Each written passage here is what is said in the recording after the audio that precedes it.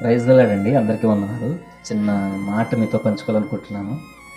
ఈరోజు ఒక సహోదరురాలు నాతో మాట్లాడారు. ఏంటంటే, చాలా రోజుల నుంచి నేను దేవుడికి దగ్గరగా ఉంటున్నాను. చాలా ప్రార్థన చేసుకునేదాన్ని. మంచి ప్రార్థన చేసుకుంటున్నావు నువ్వు అని చెప్పేసి నా చుట్టుపక్కల వాళ్ళందరూ కూడా నన్ను అనేవారు. నేను కూడా ఏ పని చేసుకున్న దేవుడితో ఎక్కువ సమయం గడిపేదాన్ని. కానీ రోజు నా బిడ్డల నుంచి వ్యతిరేకం, నా భర్త నుంచి వ్యతిరేకం, సంఘం నుంచి వ్యతిరేకంగా ఉంది. నాకు బలహీనత వచ్చినప్పటికీ ఆ బలహీనతలో కూడా నాకు చూపించేవాళ్ళు కూడా ఎవరు లేరు.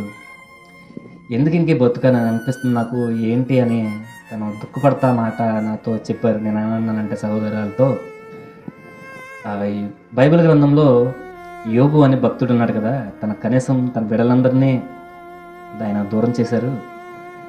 ఆ తర్వాత వచ్చేసి భార్యను కూడా తనకు విరోధంగా మాట్లాడే రీతిగా, నువ్వు దేవుని దూషించి చచ్చిపో అనే రీతిగా మాట్లాడింది.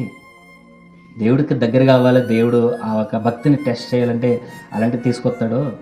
నువ్వు కేవలం దేవుడి మీద మాత్రమే ఆనుకోవాలి. ఒకవేళ శ్రమలన్నీ వస్తే నువ్వు ఉంటావో ఉండవు అని చెప్పేసి దేవుడిని పెట్టాడని అన్నాను. అది నిజమేనంటారా? ఒకవేళ మీరు నేను ఒకవేళ అలా ఉన్నామేమో, ఒకవేళ మనం కూడా అనుకుంటున్నామేమో, దేవుడేంటి నాకు ఇన్ని వ్యతిరేకమైన పరిస్థితులు వస్తుంటే నన్ను అసలు పట్టించుకోవట్లేదని అనుకుంటున్నామేమో. నేనైతే చాలాసార్లు ప్రశ్నించాను. అది సహోదరులు చెప్పినప్పుడు నాకు కూడా అది ఆ ఒక మాట తాకింది. నేను కూడా ఇలాగే అన్నంత, ఒకవేళ మీరు కూడా అంటున్నారేమో, ఒకవేళ మీరు కూడా ఆ రీతిగా ఉన్నారేమో, ఏంటి నేను పరిస్థితుల్లో ఉన్నా, ఎంత భక్తి చేస్తున్నా దేవుడు నాకు ఇవ్వట్లేదని, దేవుడు మిమ్మల్ని నన్ను పరీక్షిస్తున్నాడేమో, మన ఓపిక ఎంత అని, మనం ఎంత నమ్మకం కలిగి ఉంటామని. నమ్మకం కలిగి ఉన్నాం, ఓపికగా చూద్దాం. బ్రతుకుడు క్రీస్తే సావు అయితే లాభమే. ఆ మాట నిరూపించుకునే అవకాశం మనకు వచ్చినప్పుడు దాన్ని మనం నిరూపించుకోవాలి.